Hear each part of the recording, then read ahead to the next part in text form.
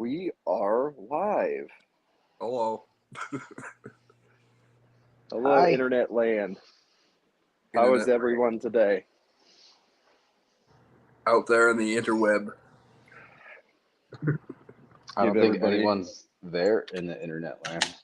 Everyone's know. like, fuck off, I'm going to bed. 8 trillion people on Earth. Nobody wanted to tune in. I tuned in, Jesse. That's very important. I'm here for you. Very important. All right, we got a couple people in the comments. Hello, everybody. Who's there? Who's We there? got. Can you see it? No. I don't see anything. What do I do? Oh God. Oh, God.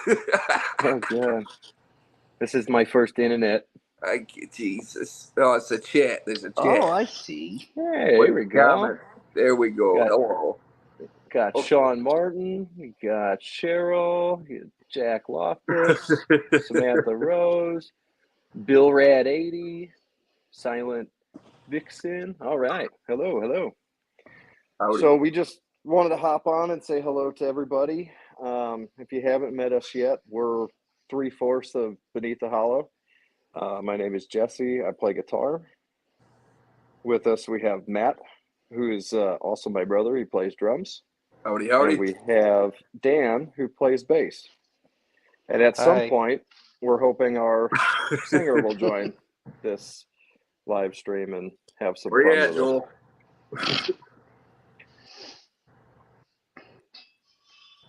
Did you send him the right date and time, dude? us. Of course I did. Of course I did. We got What's up, Aaron's Mike? in. Mikey. Okay, now you're seeing the chat. Yeah, I'm seeing people now. Very cool. Well, with this being the first one, obviously, for anybody who hasn't met us, thank you for tuning in. And if you've checked out the 2 singles so far, we released a Sure Thing at the end of March, and from everything I've seen, the reaction to that was really great. So we appreciate the support there. And then Blackwater Mountain came out while we were in Baltimore with the lovely DFD boys, enjoying some hometown shows on their original stomping grounds. The venue, the Depot, was super awesome. Super punk rock DIY club, and they were great, just super great to work with. So yeah, we wanted to hop on, talk a little bit, and I think we'll start this one like talking about the writing sessions for what became Misery Loves You. Our writing process is either we're jamming in the room and an idea starts to stumble out, and I'll take it and kind of demo it out to give us a starting point, or I'll have an idea and I'll put some guitar riffs down and program some rough drums, and sometimes if I'm really going nuts, I'll put a temporary bass line down and send it to the guys, and we have a lot of fun doing that. But we had 12 or 13 songs, I think, that we originally wrote during this session. I know there's a Something like few we that. scrapped. Yeah, it was something like that we had originally put together. I know we have way more than that just kind of sitting in the tube from years and years of, writing music. But yeah, I think it was like maybe 12, 13, something like that for specifically written for a new record. Yeah, and I think we had, like probably 12, at least 12 like full songs. I'm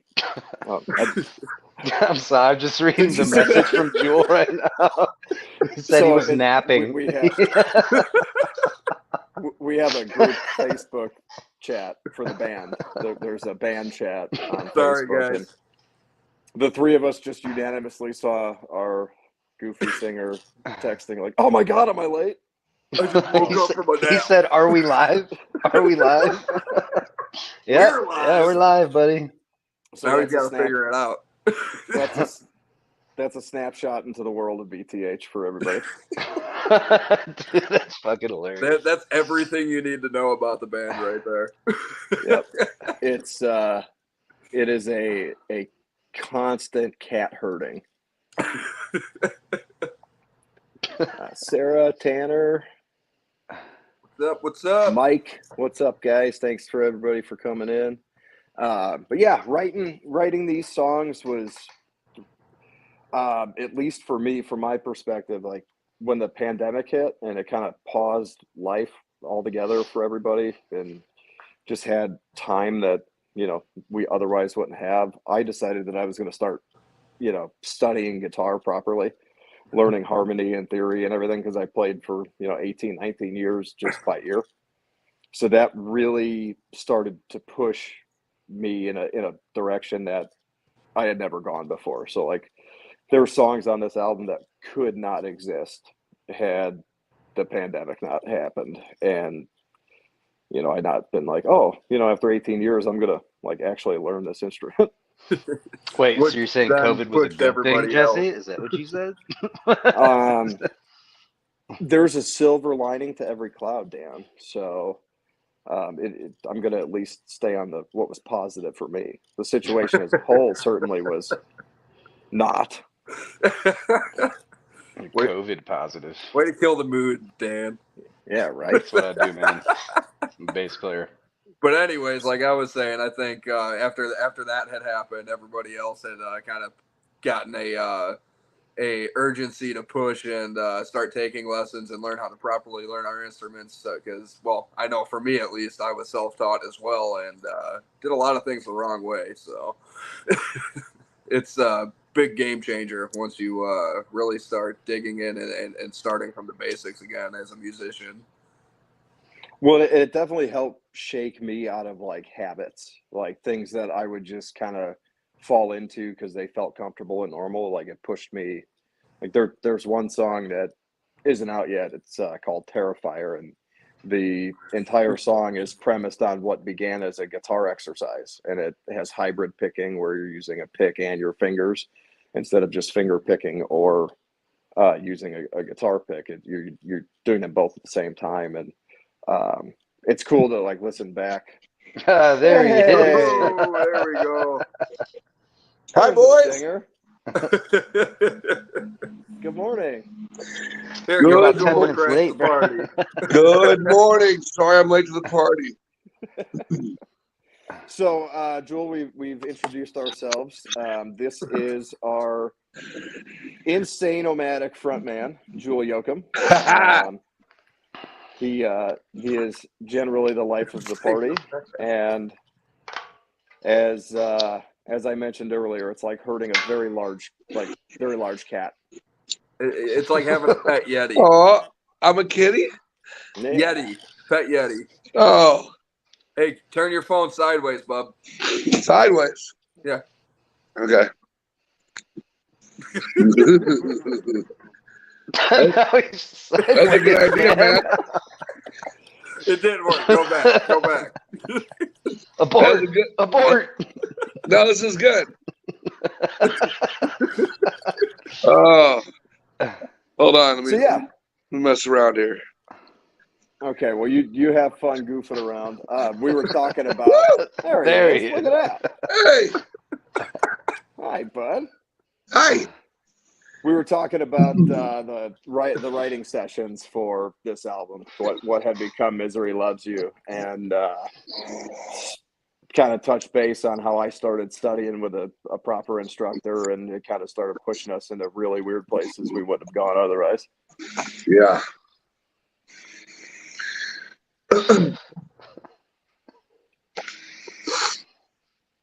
Yeah.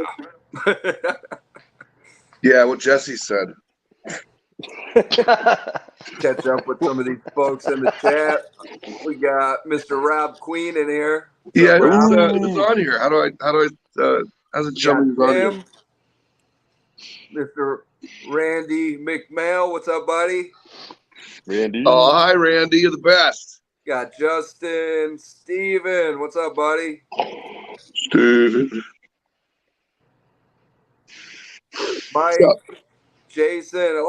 We got lots of people tuning in now. All right. Wait. I think we can finally dig Jason into Webb, this. dude. Dig What's into up, this J-Bo? for real now.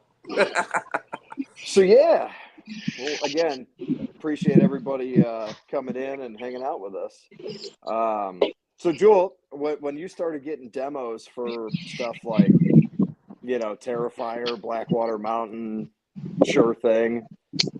What was that like for you, getting those versus, the stuff that we did on Indoctrination? I was like, wow, Jesse's and the boys are going to make even harder music to write to. It's going to be great. It was incredibly exciting. Like everything since day one that I've gotten from you fellers, and has been just very intriguing. And I immediately started hearing things in my head as soon as, I sit down and take a listen to it. I just start, like the kids say, vibing. We start vibing hard, no cap.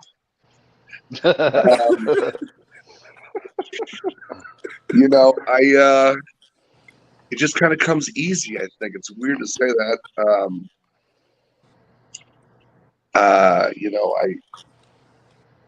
There's so much intensity and emotion in it, and it makes for great writing. I mean, I fell off my chair. It's not a surprise because I was spinning and I fell off. Anyway, if anyone ever wants to know what it's like to have like a 6'2", 230-pound toddler, I'll lend you Jewel for a weekend. I weigh 250, but that's okay. Thanks for slimming me down on the cameras. I was trying to be sweet. Honestly, it's been an amazing experience working with this whole team. Everybody's super professional, and we all kind of have like-minded goals and the way we want songs to sound and how people perceive them, I guess, and what we want to say. I think each song has got a little bit of each of the members in it. As far as the writing is concerned, like a lot of our experiences collectively. And so I hope that transfers, to the listener, all the kind of trials and tribulations that are in the tunes. Everybody's got them. So we wonder, I say the proverbial we, the four of us want to give that back. We've all leaned on music through all kinds of crazy shit in our lives, and we just wanted to give that back, that fucking crutch to somebody else, Yeah, absolutely. So I hope that transfers, when you listen to this album, because we wrote it over the course of some shitty times. Everybody had shitty times, and it was weird. Lots of weirdness. We're going to continue to have shitty times and keep writing shitty time music. Yeah, that's probably the name of the next record, Shitty Time Music. Shitty time. Well, and that for me, that's the interesting thing about this kind of music, and what always drew me to it is it always felt like a positive place to put all the bad things that you had. I don't know that I would be a fully functional human being without somewhere to put that all, Yeah, absolutely. Yeah, there'd be a trail of bodies. Seriously. No shit. Nobody likes Papa Bear when he gets angry. But yeah, for me, from a writing perspective, if I'm putting something together, or if I'm taking an idea that we had in the room and taking it like to the next phase of writing or demoing, what I'm trying to do is present these guys with a piece of music that said, like, when you hear it, you can go, oh, I felt like that. Even if there's no words on it, there's no vocal to it yet, you hear the audio and the guitar line or the melody line or a drum pattern, or you hear the three of us playing together. You can feel an emotion and say, okay, I felt that. I know what that feels like. And then when I give it to Jewel, it's when we collectively give it to Jewel, it's generally something I never ever get back what I expected, in the best way possible. I love that. I love that answer. Am I supposed to say something though? No, it's kind of an open forum for thing. I'm instance- doing my best to host. For instance, I know the song's not released yet, but one of the new songs on the album, it's called "The Offended." There was a completely different vocal approach than what I was expecting to it, and it caught me off guard. But I love it at the same time, and I can't wait for all of you to hear it. That's one of my. It's hard to pick a favorite, but I enjoy that one very much off of this off of the Misery Loves You. And Yeah, all eight of these tracks are vastly different from each other. Yes. There's no two of them that you could put side by side and they kind of feel the same. We wanted to give you guys more songs, but we ran out of money. True story. We have a lot more songs. True story. So if you like it, we The Offended is probably the most out of character for us as far as what we've done thus far as a team. But as soon as I heard it, I just heard like the stems with the guitars and the programmed drums, and it was just like screaming everything I grew up with, like postmodern industrial and Sisters of Mercy and Ministry and all kinds of great bands like that.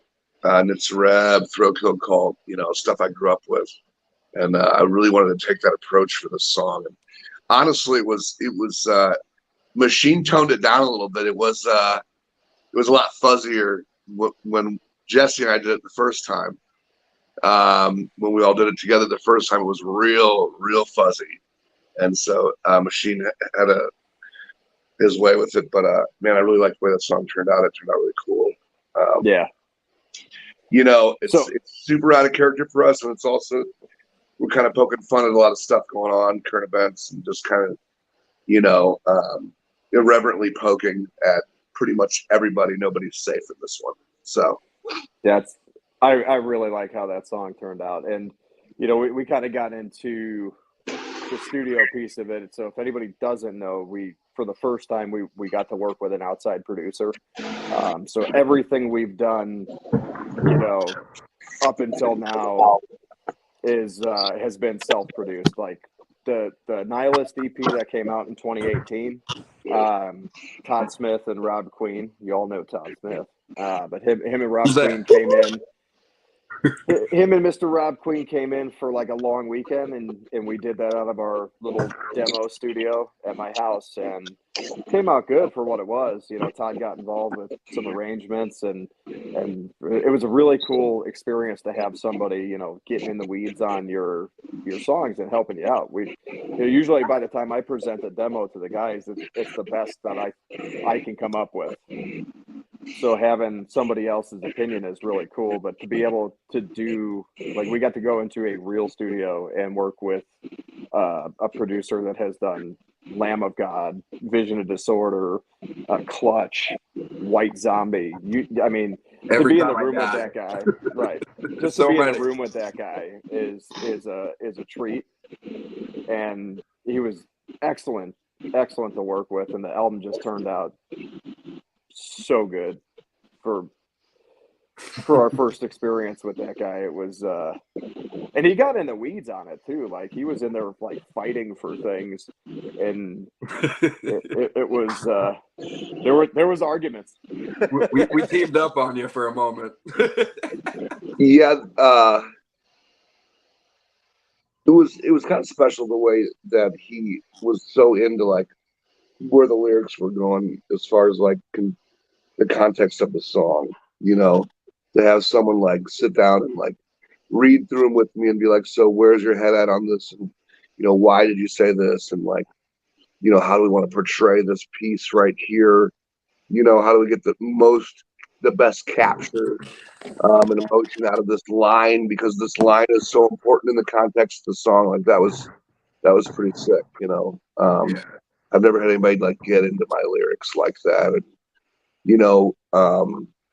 and want to like explore the best case scenario, as far as the outcome of the track and the overall view of the song, perspective.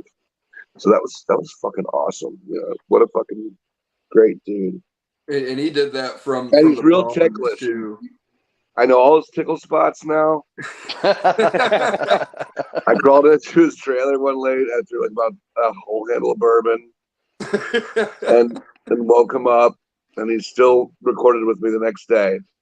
So we'll do another live stream and talk a lot about the recording session and go into more details there and stuff.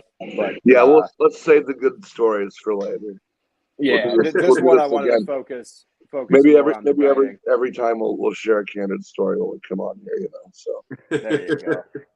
So I'm getting some good comments in the chat here. Rob Queen, we mentioned, worked with us on the first EP, Nihilist, and he says he wants to talk about them beef sandwiches. Yeah.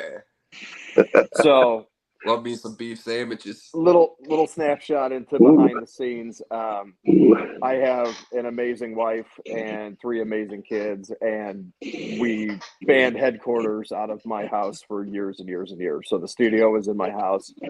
So Rob came in, Todd came in, all the guys were there for 3 or 4 days, and we were working like maniacs, but we were having a good time too. But my lovely wife was kind enough to feed us all, and she made some beef sandwiches out of the crock pot that Mr. Queen was head over heels for. And he wanted to revisit those. And the garlic bread. There's lots of garlic bread. Laney's a doll, bro. She's the best. We wouldn't be able to do the things that we do as a band without that support from her behind the scenes. So definitely worth a mention. And I know we all have. Jess, are you in Ohio? I am in Ohio right now. Shit. Holla, I'm in St. Louis. What up? Yeah. We got another good question from Randy, Mr. Randy McMail, another big hand in helping get this record real done, big, so. huge. The palm of the angels. An angel's palm. The support from that guy will never go unappreciated, and I gotta ask his question. Randy asks, how many songs were in the running but left off the album? And I think we cut at least 4 songs. We had 4 songs that were completely demoed out. That's not partial ideas. That's not like, okay, I got a couple of riffs here, or we got this drum idea, or I had this idea for a vocal, or anything like that. We had 4 full songs that when we got with Machine, we knew we were doing 8 songs going into it. So we wanted to pick what we thought were the best 8 songs. So the ones that got left off, there was one that had a really good drive-in like groove riff, and it was very melodic, but we didn't love the way the lyrics were landing. And then there was another one that was like super hyper aggressive, harkening back to so Matt and I are big like death metal and technical metal guys. Like we cut our teeth on like Deicide, Morbid Angel, after the Panteras and the Slipknots. Right. We were into the technical death scene for years, playing with bands like that. And Knives Out was probably one of the most important turning points for this band's like giant shift. 2 crazy good albums. Holy shit. When I heard Black Mass Hysteria, I was like, I think I just want to write some cool songs instead of like playing guitar as fast as I can and cramming like 80 riffs into a song. And then there was a ballad style song, like kind of felt like a little bit like an extension of Spellbound that got cut. All of the songs that got cut could potentially resurface later. They were all good enough songs. They just weren't there yet. And the 8 songs that made the record were the right 8 songs. We put a lot of thought into the songs as a collective, and and how they're sequenced on the album versus just, oh, I want this song because it's got this cool riff in it. Like, there was no preciousness to anything. Jewel, as a lyricist, like, we were rewriting lyrics all the time. We were cutting stuff. There was whole songs that just got chopped. Like, I try not to fall in love with things, because I feel like there's always room for growth. So, like, I know a lot of artists will write something and be like, okay, it's done. And I just, I like the fact that we can rewrite things on the spot, or like we have that kind of, I can go lean on Jesse, or Matt or Dan and be like, yo, how does this sound? What do you think about this line here? Or, or maybe this doesn't work, so like the falling in love with it and having that, creative gridlock that I know that a lot of artists experience. I don't think that this project has that really, everybody's pretty open and ready to like see where it'll go. Let's be as weird as we fucking can be, and see what works, so. That was one of the exciting things about it too, is like, one of the songs, we completely like tore apart and like rewrote when we got like into the studio, and I like it so much better now for where it's at and where it ended up than where it started. Yeah, that song is called Vacant. It's you won't hear it till the album comes out, but that was one of the songs that I wanted to hit the cutting room floor. Like I did, the chorus wasn't there for me. I didn't think the song was going to make the album, and we got to the machine shop, and we had. So the machine shop is in Austin, Texas, and we're based, right outside Chicago. So it was like a 22 or 23 hours in the van driving down there with a gear. So we drove. It was, but we drove south and picked up Jewel, and then it was like 20 more hours of driving. So we were listening to a lot of different music. We were doing a lot of different things, but something kind of magic bit us when we got into that room. And while Matt was setting up drums they were miking up drums and shooting out snares and all that kind of stuff, me and Jewel went into the tiny room, the overdub room that I lived in for the 10 or 12 days we were down there. Your guitar room. That was Jesse's dirty sock room. So it was like the size of a walk-in closet, and I lived in it for 8 days tracking the guitars, and I slept in it and everything. So yeah, he pooped in there. Pooped in there. Yeah. Yes. I went to the outhouse for that. Yes, you did. You pooped in there. But anyways, smelled like you pooped in there. It's my feet. Oh, it's your. Anyhow, we just. Dan, your head is really shiny. Would you shake for a second, Joel? Oh, sorry. I'm trying to talk about you guys didn't do makeup before we started this? I had makeup. I sat in a makeup chair for 8 hours before this. Yeah. I'm just golden brown, bro. That's just Puerto Rican. Hey, that's just the Puerto Rican in me. That's coming out of your own budget. I'm not paying for makeup artist. Shit. No, dude, I already sent you the check in the mail, bro. Bro. Pay for my makeup. But anyways, sorry, Jess. Continue, please. I'm sorry. So we got in. We're talking about a song, "Vacant," on the album that I wanted to cut. It was one of the ones, and I wanted to push it out as one of the singles for the new album. Yeah. So, but we rewrote the chorus. Opinions of it. We rewrote the chorus. That was the first thing Jewel and I did while Matt was setting up drums, and it took the song to where it was undeniably going to make the album. Like, I had to cut one of my favorite demos off of the album because that chorus turned out so right. Yeah, that one. That one is a fun one. And it was a no-brainer. Like, when the chorus got in there and the song felt like the song was done, it wasn't oh, bummer, I got to cut this song. I said, well, put that one in the closet. We'll take it out later. This has got to make the album. For everyone out there in listener land, like when we go on drives, the boys, we have this thing where we try to turn each other on to new music, so we'll play all kinds of different shit while we're in the band together. And I think that's how Vacant happened. Is when Jesse was driving and we were listening to a couple of different bands, and I was like, man, what if we approached, this with the one-liner or he said it, or I said it, and then Machine ended up saying the same thing when we got down there, and it was like, wow, it was cool, you know. So It was Killdozer, wasn't it? it was Killdozer. No, Killdozer wasn't even. Killdozer wasn't even a thing yet. We were either listening to Dillinger Escape Plan or something with Greg Puciato involved. Yeah, And, I didn't want to name drop Jesse, but whatever. No, it's okay. Okay. You know, like, yeah, that it dude's was an that. animal. It was Kill or Be Killed. We were we were listening to some Kill or Be Killed and some other tracks, Static X, and what else did we listen to on the way down there? Everything you can think of. Yeah, that was it. Kind of fell in that line, you know, of how we should approach that. But yeah, we headed down knowing that song didn't have the chorus that it needed. It eventually got to the point where I knew the guitar riff was too busy. My phone's about to die. If I fall off here, I'll come back.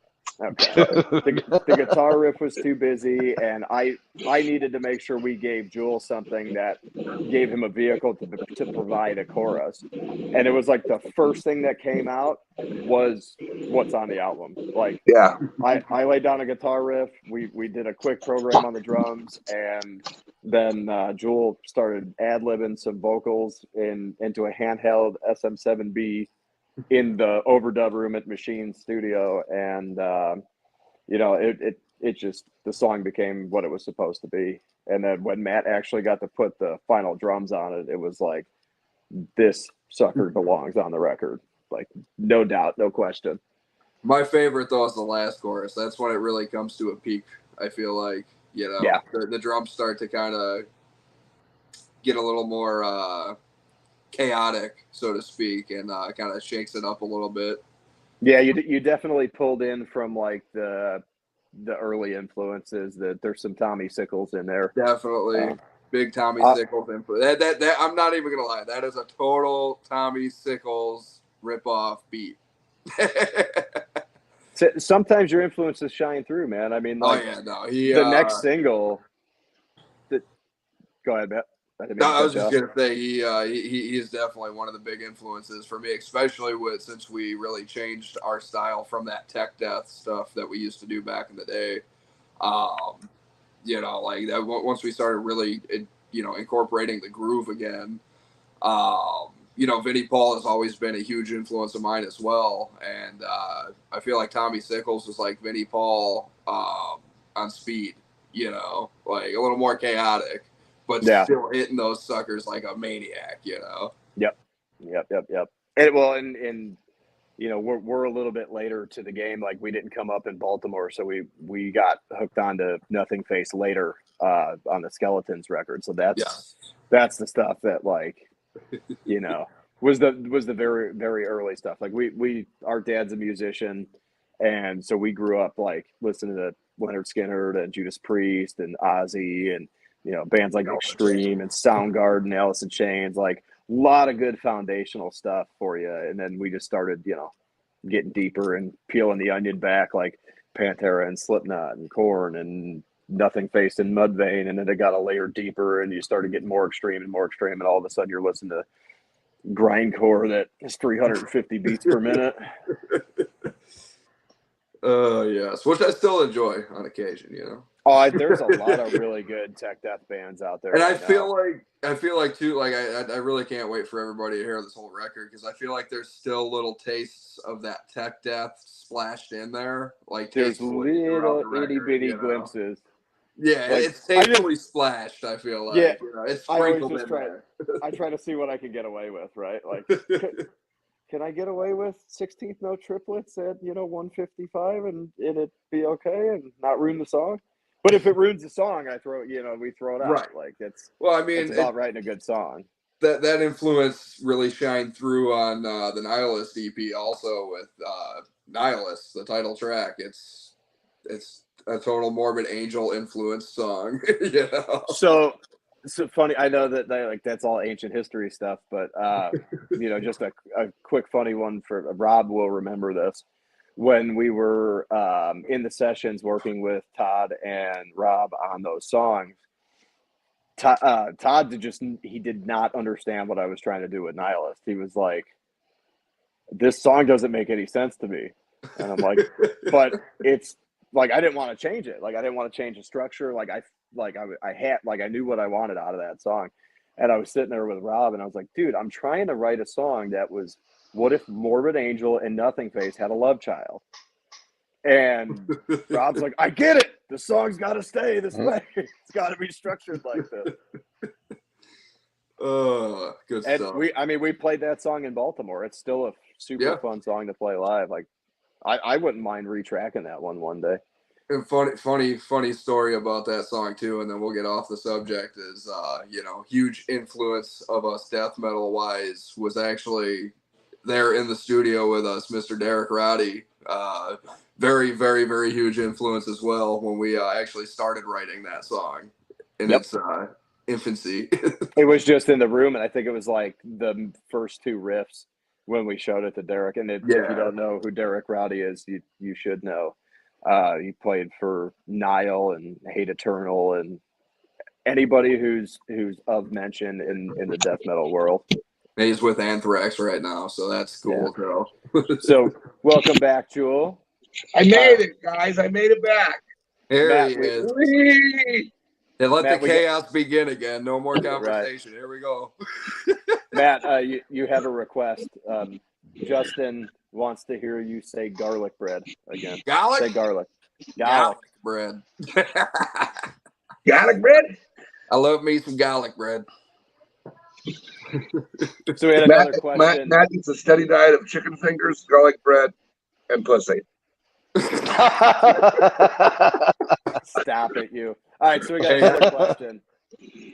another question. I think we kind of covered this one. Could these songs that got cut appear on an EP or something later? Yes, absolutely. I think every single song that got cut from this album with work could absolutely be on another album or if we do an EP next or something along those lines. Never know when we might want to just drop a single too. Surprise you, everybody. Bam. And since those sessions, I've already written and demoed 4 or 5 more songs that we have demoed, and then we're probably going to start really digging into writing more stuff once I get settled. I'm in the middle of a relocation, so once I get settled into a new place and get everybody situated, I'll probably start writing like a maniac again. Yeah, I'm fully ready to write. I'm fully ready to write the next album. I think that we're halfway there almost. Like for sure. And I know from like, what we have already kind of dabbled with already and like things that we've started in the room, like we came back from Texas with a huge creative flow again. So there's a lot of fresh material coming in. Yeah, without a doubt. Fresh ideas. I think honestly that whole experience, going down to the machine shop and everything kind of it opened a lot of doors for us, and like it kind of like it's I don't know what the words I'm looking for. Words. Words. Now it just it changed the game for me at least. Like I look at everything with a whole different aspect. Like I have a whole different perception on things now. Like I feel like a lot more focused after that experience in the studio. Like I feel like everything that I have in my head, I'm able to put on the kit a lot easier and shoot out ideas to Jesse, even if it's on the pads or whatever it is, just to get something out there. Yeah, I think the next writing session will be more efficient. Not that matters, because I'll put as much work and time as a song needs, or we'll throw them away and start. We definitely don't. Nobody's precious, so we don't beat a dead horse if a song's not working. There's 1,000 demos that have never got past the hey, I got a little demo, and then that's it. Dude, I mean, Carrion was a demo for 10 plus years, I think. Yeah.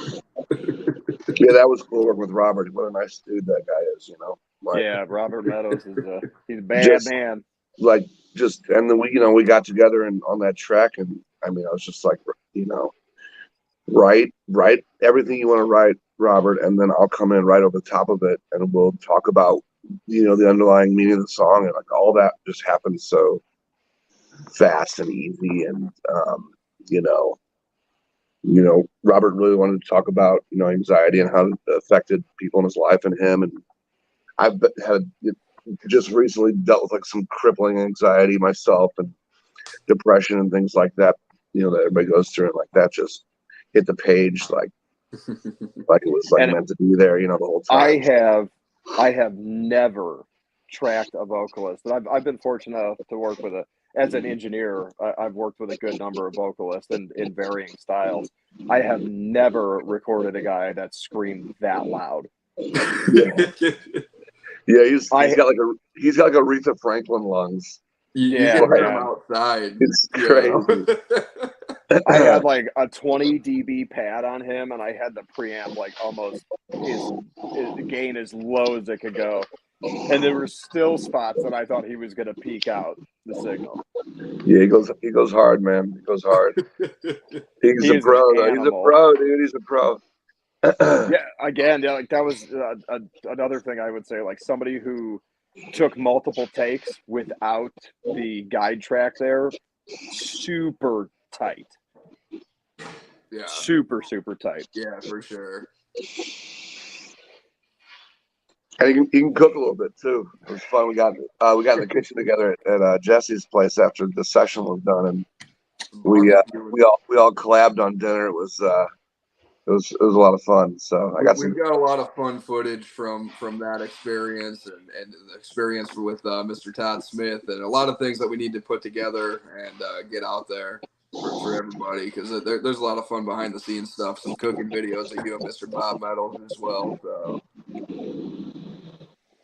Yeah, so I think the next song I want to talk about, the writing of it, would be the next single that comes out, and that's the title track.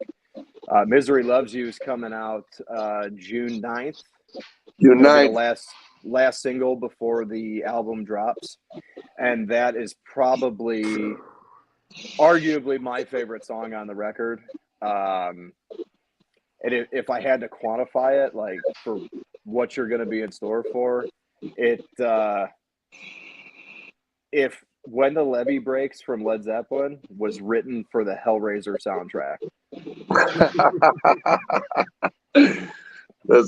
That's a crazy analogy or whatever.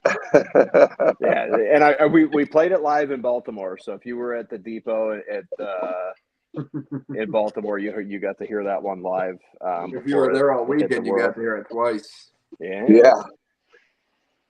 That was a fun gig, man. That was fun. The Mushroom Cult is always such a great support, and just, man, everybody's so fucking cool, and what a good weekend that was. I know we got a bunch more coming up, so I'm excited about the future. Yeah, and I mean this community has taken us in with open arms, and we've made so many amazing friends in the Mushroom Cult, and we appreciate all you guys and the support you've given us over the years. As this is just a matter of chance, like somebody showed me Polka Dot Cadaver in like 2012. I went to see them with a buddy of mine, and they were touring with like some really oddball bands, and there was like all 15-year-old kids in the crowd, and I was like, oh God, holy shit. And I saw Todd at the bar, and I was like, hey man, can I buy you a shot? I love your music. And that's what started all this nonsense. And they've had a bromance ever since. I think it was like, I don't know, like 6 months later. Like the next time they came around, we were playing with them. And we opened for them. We opened for Polka Dot. They were touring on Jonestown. That was our Wild Turkey Jamboree. We drank a lot of Wild Turkey on stage with them. We did. That's back when I was still drinking, so it was me too. Absolute shit show. Yeah, me too. But yeah, I mean, to be taken in and be one of the one of the first signings that was not internally connected to the roots of DSB is a great honor. We couldn't be happier about the team that we're working with and the people that we're doing it with. Over the years, Matt and I have been playing together for 20 years, and at different points in times, we've had offers from a lot of labels, and they didn't feel right, and they, in household name labels, and there's nowhere I'd rather be than with this group of guys. Yeah. Solid dudes. Handsome devils. Devilishly good looking. Yeah, I can't thank them guys enough for what they've done for us over the years here. It's been truly amazing. Yeah, absolutely. And it's just, we just kept inching in a little closer and a little closer. And when I touched base with Hey, Todd, buddy. and I was like, hey, we're going to do this album with Machine. You think maybe you want to put it out? And he's like, I don't know, I'll have Jay call you. And now we're here. So, you couldn't be happier about the team we get to work with here and get I feel like all the work we've done up to here was getting us to the starting line. And with the support of this fantastic group, we hope to not only take this band, but take this whole label to a bigger audience. Like, yeah, all of the music here deserves more ears on it, and we want to grow this community. We want to be selective because we want it to remain an amazing community of people to be involved with, but we definitely want to grow it. Absolutely. Got a couple more from the chat here. Duncan says, love your band very much. Killing it on the new stuff. Thank you. We are super humbled and happy with everybody's response to the first two singles. A lot of love. We've been listening to these songs since, some of these demos are, I was put together or were ideas in the room in 2019, 2020. Yeah, so, it feels like forever, honestly. And the album was done. Waiting is painful.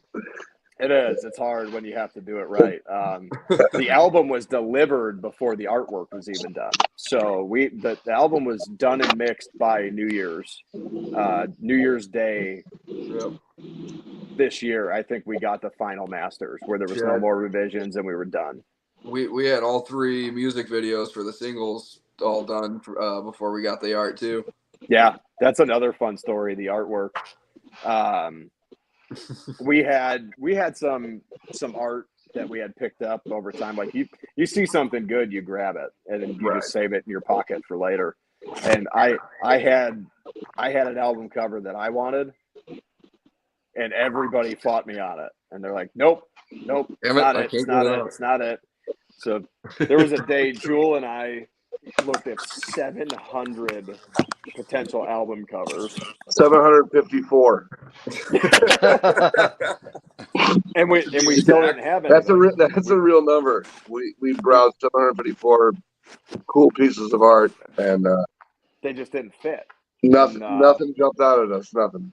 I just happened to be doom scrolling, aggravated that we couldn't find any art and come to an agreement, and I found the art that we have.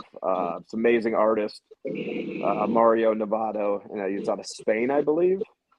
And we were fortunate enough, we found the art. We loved it. He's talented. We got in contact, and the art was still available, so we're win-win-win. It worked with the budget. And then I had to tell this poor guy, like, awesome, we got a deal, but I need it delivered tomorrow. Yeah. And he made it happen. He delivered it on time. Awesome. Yeah, he's pimping us on his websites. I saw our stuff up there. It's cool, man. I think he legitimately likes the music too. Well, and I did what I always do when I work with an artist. I send it because I'm a pain in the ass. I can't tell you what I want, but I can tell you all day what I don't like. So I sent him the album, and he was jamming it while he did the entire layout. I can't wait for everybody to see the layout. The artwork is just fantastic. It is really cool. I mean, it's cool. It's some of my favorite. I think everybody's gonna love it as much as we do. So hopefully. Yeah, I'm hoping. So we got a couple more questions. We're getting close to end time here, so I want to get a couple more of these. Steven and Aaron are asking, Chicago album release show. I don't know that we'll do anything before the polka dot run. Maybe it's not out of the question, but we definitely will be in Michigan on the polka dot tour. We'll be in Wisconsin on the polka dot tour, and we'll be at the Illinois date on the polka dot tour. So at least for the Illinois date, we will probably play the album in full front to back. If we don't have a CD release show prior to that, we will have a quasi release party at that show. Oh yeah.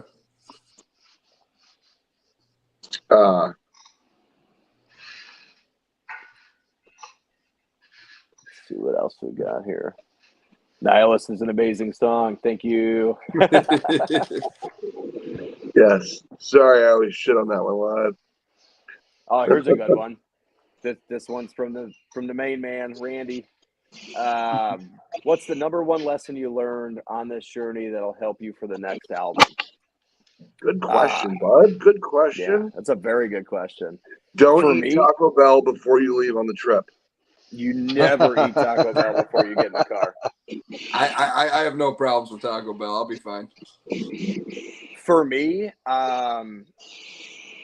the amount of trials that we went through for this album to get done and get out, it just solidifies if you keep showing up and you keep working, that things will happen. So you just keep grinding it out until you get where you want to go. I think I don't know, man. I learned so much, and I think the most important thing I learned is probably just not to be afraid to get out of your comfort zone. There's a song in specific that Jesse had mentioned earlier on the album called Terrifier. That started as a guitar exercise, and it's pretty intense, and the drum beat going along with it. Oh no, did he freeze mid-sentence? I think he's pretending he froze. Hey Matt, you froze up for a minute there, bud. It's probably the most prolific thing he's ever said in his life. Yeah. Really So good you stuff, were- Matt. Really good stuff. It's inspirational. You're Wow. inspiration to us all. Profound. Hey man, I don't have anything good, but every time it gets cut off. Don't make me mute. Don't make me start muting people. All right, Matt. So you were talking about the drum beat and Terrifier. Yeah. So like as easy as like that beat may sound, once you all hear it, it sounds pretty laid back, but it's a very, very, very interesting set of timings, and it's really interesting, and it was a very big challenge for me, and I didn't think I was going to be able to make it happen how it should be done when we were tracking it, and as we got through it, we kept grinding on it. That was probably the most difficult challenge I've been through in my entire experience of playing drums. But now when we play that song, like in the rehearsal room or when we played it in Baltimore, I have so much fun with it because it was such a challenge, and now it just comes so naturally to me, and it kind of pushed me and proved to myself that nothing is unattainable. I can't even talk.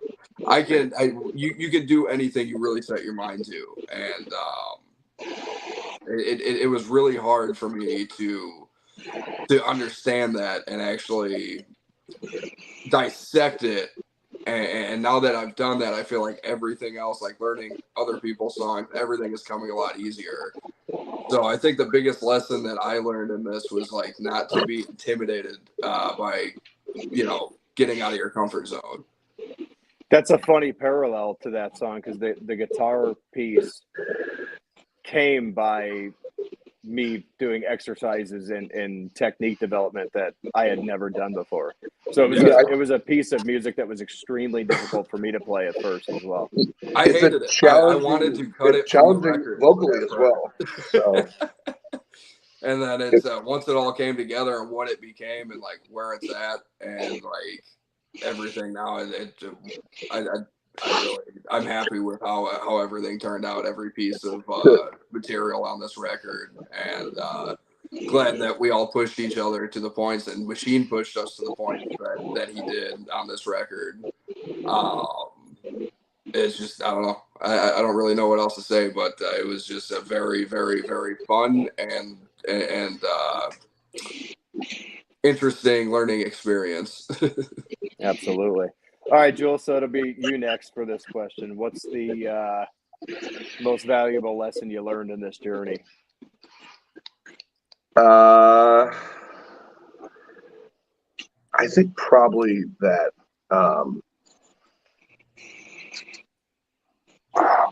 Let me think about it for a second. Honestly, probably what I learned mostly was being torn down and and then getting rebuilt back up is not necessarily like something that's it was like a good experience. So like I had opportunities to work with Machine. I've worked with Jesse, and I worked in some other studios over the years. But like just with this album and this team and this last trip we took, like just tearing everything apart and rebuilding is conducive to better results. Tear it apart, keep working on it. Like, you have something in your head, and like I said before, like, don't fall in love with it. Like, because like I learned a lot of things just about my own skill set, honestly, like that I wasn't even, where I could be, yet. So, probably like exponential growth is always, possible, so I don't know. Is that a good answer? I don't know. Yeah. Absolutely. All right. To answer the question what was the question again? You did good, Joel. You did better than me. What was the fucking question? How about you, Dan? Honestly, dude, my journey was a little different because I unfortunately couldn't make it to Texas to record Machine. I recorded all my bass lines at Jesse's house, but it was a matter of just putting the time in, practicing, and being ready.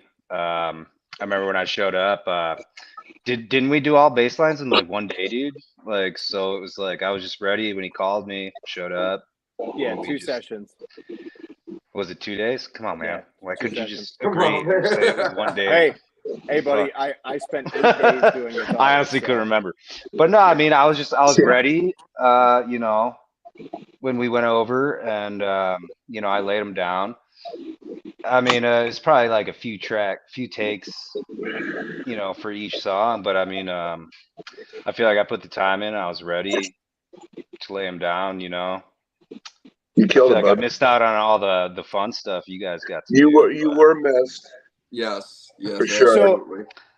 Just you guys had like a standout, like a cardboard cutout of me the whole time down there, right? And just a quick snapshot. Like, Machine did the vocals and the drums for this album, and I recorded the guitars and the bass. So we co-engineered it together, and then he mixed and mastered it. So while Jewel and Matt were working on drums with Machine and his engineer Kevin, who's shout out to Kevin, he's a badass. What up, Kev? I did #Cankles. I did my guitars. I don't even know what that means.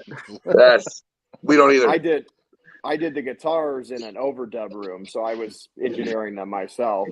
And then when we got back from Texas, we did all the bass, the final bass, at our studio. So, and then I sent the files to Machine, and he put everything together. So it worked out really well. He did a great job, man. It's killer. The fact that this band can take a song and write something in the moment and then capture it under there's a lot of stress, that's involved with making this trip and going down there and spend the money and working with someone as astute as Machine is, and the fact that this band could just write something there in real time and have it go on the album and have it be better than what we brought down, honestly, was pretty amazing, and I'm super proud of everybody, So Yeah. And I'm super thankful for all the love and support from everybody, man. And I hope that absolutely. If you just go on, share the shit out of the shit, share and it. tell your friends and tell their friends, tell their moms. So before we sign off here, I'm gonna shout out one more. We got Jason Barker just popped in. What's up, buddy? But Travis says, I'm personally responsible for several hundred streams of Planet Caravan. And he has a blast playing along with it. Word. So, people like that, huh? A new album. Cool. So thank you for that. That was a really fun thing we did. So that one of the first Razor to Wrist weekend family reunion set of shows that we played, we did 2 nights, normal sets, and then it was Trace Mendejo's release party. So the guys, Todd and the guys that asked, hey, what do you think about putting together an acoustic set? And we did, and it was a lot of fun, way more fun than we anticipated. So we ended up recording a couple of those songs, Planet Caravan being one of them. And I'm still happy with how that turned out. That was a really good experience. But okay, guys. Well, we're right at the hour mark, so we're going to drop off here and let everybody go. First and foremost, thank you for the support so far. Thank you for tuning in. If you haven't yet, pre-order is live at indiemerchstore.com/razor-to-wrist. Really great merch in there. And then on the next stream, we'll talk about more of that and more of being in the studio, and maybe even sneak some clips out. Ooh. Sneak peekers. And I'll tell a shitty story about myself. All right, everybody. Thank you very much. I hope everybody has a great evening and a great rest of the week. So thank you, guys. Thank you, guys. Love you guys.